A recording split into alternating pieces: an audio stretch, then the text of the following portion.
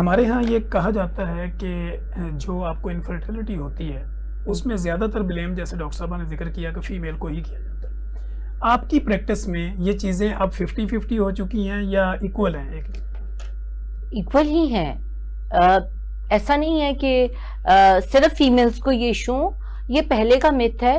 और इवन अब भी मैं जो साउथ पंजाब में भी प्रैक्टिस करती हूँ, रहीम यार खान में, तो वहाँ पे मेरे पास ऐसे भी हस्बैंड्स आए हैं जो कि 3-3 शादियां कर चुके हैं और उन्होंने अपना सीमेन टेस्ट कभी नहीं कराया, और जब वो एंड में तीसरी शादी करके और तब भी रिजल्ट नहीं मिला तो दे केम टू मी, और जब सीमेन एनालिसिस किया तो पता चला कि जी स्पर्म्स है ही नहीं, तो ये एजोस्पर्मिया है। मतलब ये नहीं कि कम स्पर्म्स हो, कुछ और डायरेक्ट ही एजोस्पर्मिया। तो ऐसे पेशेंट्स जो है, इस पे फिर अफसोस होता है कि देखें आपने 3 औरतों की जिंदगी खराब कर दी, जबकि अगर एजोस्पर्मिया, यस, और एजोस्पर्मिया डजंट मीन कि वो ट्रीटेबल नहीं है। एजोस्पर्मिया की भी मल्टीपल जो है वो रीजंस होते हैं। उसमें कुछ जो है वो जैसे ब्लॉकेज वाले फैक्टर्स भी होते हैं, उस पे भी वो भी बड़ा ट्रीटेबल है, हम थ्रू आईवीएफ बहुत इजीली उसको ट्रीट कर सकते हैं।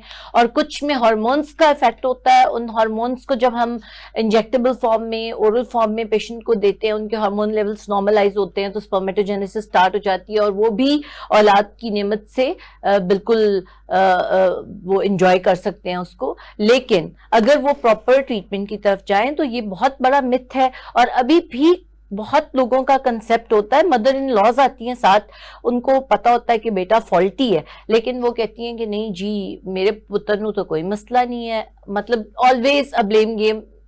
अब चीजें चेंज हो गई हैं, एजुकेशन काफी हद तक इस चीज को ओवरकम कर रही है, but still concepts are not clear. बहुत लोगों को यही मिथ है कि प्रॉब्लम जो है वो फीमेल की तरफ से आ रहा है, जबकि इक्वल प्रॉब्लम्स हैं।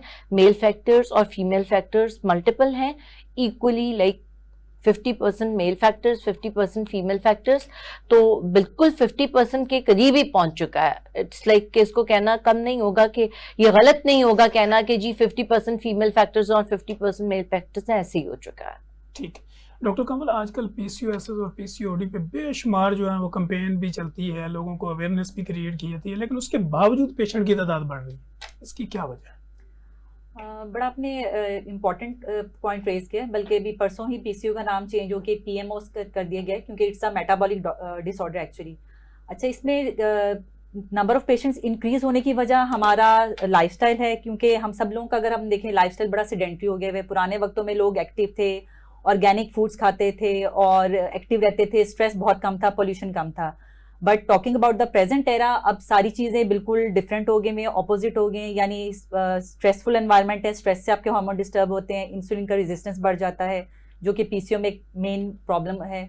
इसके अलावा डाइट्स जो हैं वो प्रोसेस्ड और non organic unhealthy junk foods हैं, उसकी वजह से भी आपकी शुगर जो है डिस्टर्ब हो जाती है। आपकी FSH LH रेशियो जो कि पीसीओ में रिवर्स हो जाती है, उसकी रीज़न यही जंक फूड और प्रोसेस्ड डाइट्स हैं। इसके अलावा एक्टिविटी वाइज देखें, फिजिकल एक्टिविटी बच्चियों की बिल्कुल ना होने के बराबर है। इवन हमारी फिजिकल एक्टिविटी देखने के हम गाड़ी के बगैर कहीं जाते नहीं, बच्चे हर वक्त डिवाइसेस लेके बैठे होते हैं, बल्कि वी आर हैप्पी कि कहीं जा नहीं रहे तो अच्छी बात है, इनको मोबाइल या iPad पकड़ा दिया जाए। तो because of all these reasons and poor activity and bad sedentary lifestyle, PCO का रुझान जो इंसिडेंस है वो बढ़ता चला जा रहा है और लड़कियों को प्रॉब्लम कर रहा है। ठीक हो गया डॉक्टर साहब, जैसे डॉक्टर साहब ने बात की पीसीओएस का कोई लिंक है आईवीएफ के साथ इसके फेलियर में?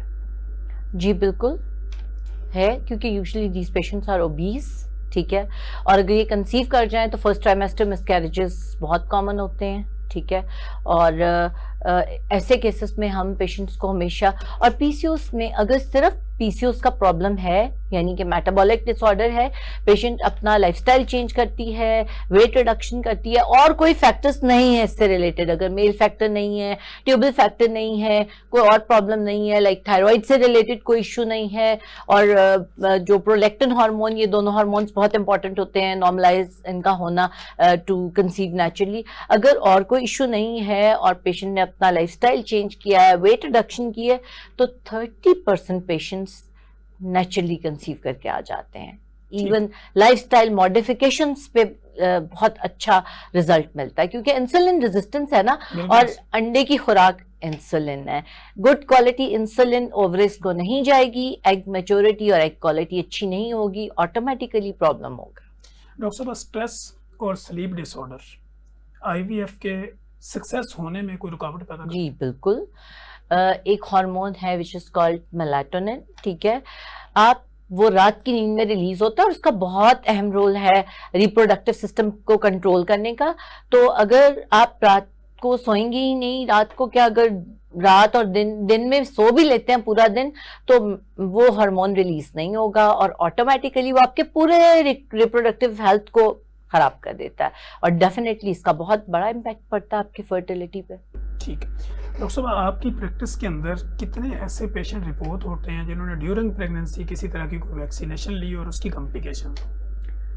अच्छा, ये बहुत सेल्डम ही मैं कहूँगी रिपोर्ट होते हैं, क्योंकि हमारे यहाँ वैक्सीनेशन को वैसे ही एक मिथ है कि वैक्सीनेशन को समझा जाता है कि ये कोई फॉरेन प्रोपेगेंडा है और पता नहीं हमें बांझ कर रहे हैं या कोई इवन के जैसे पोलियो को। एग्जैक्टली, पोलियो हो गया, कोविड हो गया, या कोई बग हमारे में इंस्टॉल हो रहा है। अब आपने इंस्टॉल करके फॉरेन वर्ल्ड ने क्या प्रोपेगेंडा करना और क्या अचीव करना है। तो इससे इवन रेगुलर वैक्सीनेशन नहीं हुई होती तो व्हाट टू टॉक ऑफ के वैक्सीनेशन का कोई साइड इफेक्ट हुआ। लेकिन देयर आर सर्टेन वैक्सीनेशन जो कि प्रेगनेंसी में रिकमेंडेड है, जो कि माँ को भी सेफ रखती हैं और माँ का कनेक्शन होता है ड्यूरिंग प्रेगनेंसी बच्चे के साथ through the placenta our, simple जबान में जिसे कहते हैं। अब जब वो वैक्सीनेशन माँ को मिलती है तो वो माँ को तो सेफ रखती है, लेकिन उससे ज़्यादा वो सेफ्टी उसकी प्रेगनेंसी और आने वाले बच्चे के लिए होती है, क्योंकि थ्रू ब्लड सर्कुलेशन माँ के ब्लड से प्लेसेंटा में और प्लेसेंटा से वो बच्चे को ट्रांसफर होती है। वहाँ पे एंटीबॉडीज जो हैं वो बनती हैं और वो बल्कि जब बच्चा डिलीवर होता है तो शुरू के 3-6 माह में जब उसकी अपनी एंटीबॉडीज, अपनी इम्यूनिटी मदाफियत तैयार नहीं हुई होती, तो माँ से जो एंटीबॉडीज उसको मिलती हैं तो वो उसको हिफाजत प्रोवाइड करती हैं। इनमें लाइक जिस तरह से आप बात कर लें, इन्फ्लुएंजा की सीजनल वैक्सीनेशन जो है वो करवाई जा सकती है। ये ड्यूरिंग प्रेगनेंसी भी सेफ है क्योंकि इसमें किल्ड वायरस होता है। इसके अलावा कोविड वैक्सीनेशन भी प्रेगनेंसी में सेफ है, वो भी करवाई जा सकती है। इसके अलावा वूपिंग कफ की कराई जा सकती है, टेटनस वैक्सीनेशन रूटीन में करवाई जा सकती है। तो ये सारी किल्ड वायरसेस वाली वैक्सीन हैं and they are all together safe for the pregnancy, for the mother and the baby. ठीक है डॉक्टर साहब, आईवीएफ वाले जो कैंडिडेट होते हैं उनका गोल्डन पीरियड कौन सा टाइम होता है उनको, जब वो आ जाएं आपके पास और जल्दी उसका सक्सेस रेट मिले उनको? गोल्डन पीरियड तो देखें, गोल्डन एज जो हम लेते हैं प्रेगनेंसी के लिए वो 30 तक है। 34 तक हम सिल्वर एज कैटेगरी में ले आते हैं पेशेंट को, और उसके बाद तो प्रेगनेंसी का सक्सेस रेट, जो पहले ही प्रेग्नेंट नहीं हो रहा तो 34 के बाद तो प्रेगनेंसी का सक्सेस रेट ड्रास्टिकली बहुत तेजी से ड्रॉप होता है। अब इसमें आईवीएफ के लिए कौन से कैंडिडेट है, उसका एज से ज्यादा इंपॉर्टेंट ओवेरियन रिजर्व के साथ ताल्लुक है। ठीक है, ओवेरियन रिजर्व आपका वो इंडिकेट करता है, आपका एएमएच लेवल इंडिकेट करता है बहुत हद तक के फैक्टर क्या है, और जो एक तो फैक्टर भी काउंट करता है ना, मेल फैक्टर है, फीमेल फैक्टर है, क्या इशू है उसमें।